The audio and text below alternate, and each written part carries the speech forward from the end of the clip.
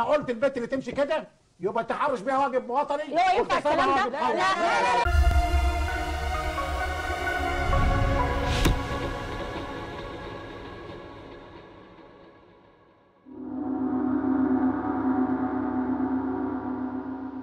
Dear friends, here in the U.S., we have created a very dangerous space for women, especially on college campus, where the suggested percent of sexual assault is about as high as some of the worst of the crime-ridden U.S. cities. We all know that university does not attract the brightest from the most affluent homes, or do they? But the potential evils of American campus rivals that of Egypt. According to the stats in this article from The Independent, they just cannot be true because the majority of the population of Egypt are Muslims, and we all know that Islam is the religion of peace and besides the most feminist religion there is. So how can this be? Egyptian lawyer says it's a national duty to rape girls who wear revealing clothing like ripped jeans. I say that when a girl walks about like that, it is a patriotic duty to sexually harass her and a national duty to rape her, says Nabih al-Wash. This guy should become Harvey Weinstein's advisor. An Egyptian lawyer has prompted outrage for saying harassing and raping girls who wear revealing clothing such as ripped jeans is a national duty. Nabih al-Wahash, a prominent conservative, made the controversial comments during a TV panel show discussion debating a draft law on prostitution.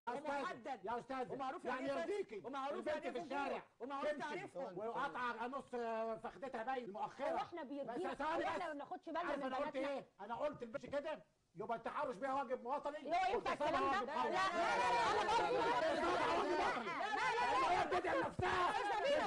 Are you happy when you see a girl walking down the street with half of her behind showing? The lawyer said on Al Asima earlier this month. Apologies if I'm mispronouncing some of these names and words incorrectly. He added, I say that when a girl walks about like that, it is a patriotic duty to sexually harass her and a national duty to rape her. Mr. Al-Wash remarks have prompted fury across the country, and Egypt's National Council for Women announced it plans to file a complaint against the TV channel. It also issued a plea for media outlets to refrain from providing a platform for individuals who make incendiary comments that incite violence against women. There may very well be precedent for this type of complaint in Egypt. However, Sharia has already established itself in the country. While not directly germane, we do have Article 2 of Egypt's 2014 Constitution declares the principles of Islamic Sharia to be the main source of legislation. Egypt's law and enforcement system are in flux since its 2011 revolution. However, the declaration of Sharia's primacy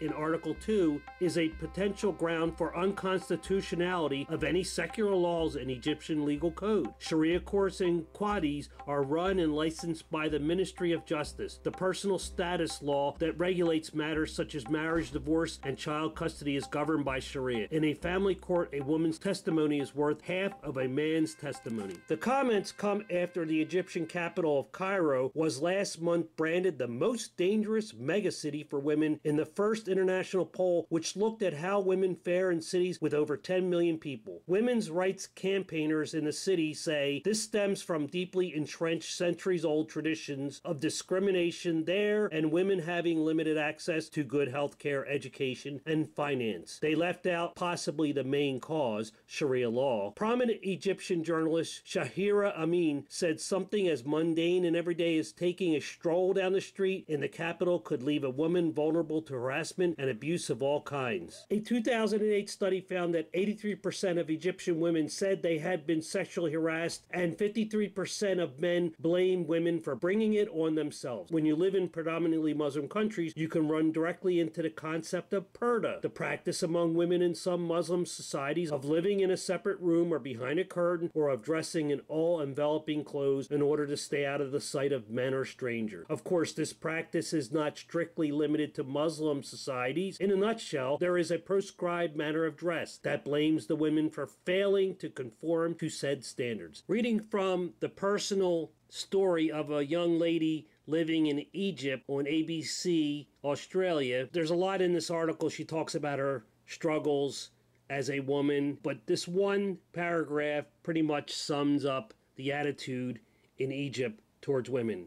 And she says, if you're going outside and anyone is giving you a look of disapproval, if you get harassed in the street, if you are going through anything, if your hair is falling, it's your fault in Egypt as a female. If I told my mom I was harassed, she would blame me. Her younger 18-year-old brother called her a whore, she says, because of her desire for independence and for moving out of the family home. The fiercely heated discussion turned ferocious after Sheikh Rashad, who is famed for his permissive interpretation of Islam, argued women should not necessarily be required to cover their hair with a headscarf. "You're an apostate. You're an infidel," Mr. Wash yelled. The cleric responded, "You're mentally ill. You belong in a mental hospital." I don't for a moment doubt that this man does belong in a mental hospital, or more appropriately, a prison cell, but he gives an honest interpretation of his religious faith. Here in the West, we have removed religion from our justice system, although there are many conservatives that desire to make the Christian version of Sharia a part of our Constitution. So far, they have been unsuccessful. Mr. Al-Wash then took his shoe off in an apparent preparation for a fight, as whacking someone with the sole of your shoe is a serious insult in the Arabic world. Mr. Rosh then rushed at him while Mr. Awash responded by hitting with his shoe. The spectacle culminated in the two men grappling across the debating area, smashing a glass panel, and having to be pulled apart by the studio crew. Mr. Al-Wash has previously stated his opposition to women serving as judges. He argued if women become judges, they would also become muftis, a Muslim legal expert who has the power to give rulings on religious issues, and would issue fatwas, a ruling on a point of Islamic law given by a recognized authority while they are on their periods. He said, if we let a woman become a judge, why shouldn't she become Sheikh of Al-Azhar? Why shouldn't she become the mufti? Why don't we all just go to hell? Will she issue me a fatwa while she is menstruating? In the West, social justice warriors and third-wave feminists are forever casting our equal society as obscenely patriarchal, filled with privilege. They defend the barbarities of Islamic society as some minor cultural thing that is easily dismissed. Here is the big problem. Some of the issues discussed in this article, equality for women, and not discuss minorities here in the West, those problems were very much a part of our culture not too many decades ago. There are people alive today in the United States who spent some of their lives living as not equal to others. Remind me, please, who is not permitted in the U.S. to pursue their dreams due to a law? There are still antiquated state and local laws in the books that do not permit atheists to seek public office, but when challenged, they do not pass constitutional muster. There are bad people everywhere who do evil things. When it is a Muslim doing it, the SJWs write off any criticism as racist, as if Islam was a race. But when it comes to the Harvey Weinsteins of the world, he is a monster, and if he is guilty as accused, this is a valid portrayal of his type. In Sharia, it is acceptable to violate a woman. As despicable as he is, Nabil al-Wash uses an honest and quite popular interpretation of his faith, Islam, to justify his claims. Sorry for being racist by pointing out that this Muslim, Nabil al-Wash, is a monster. Goodbye.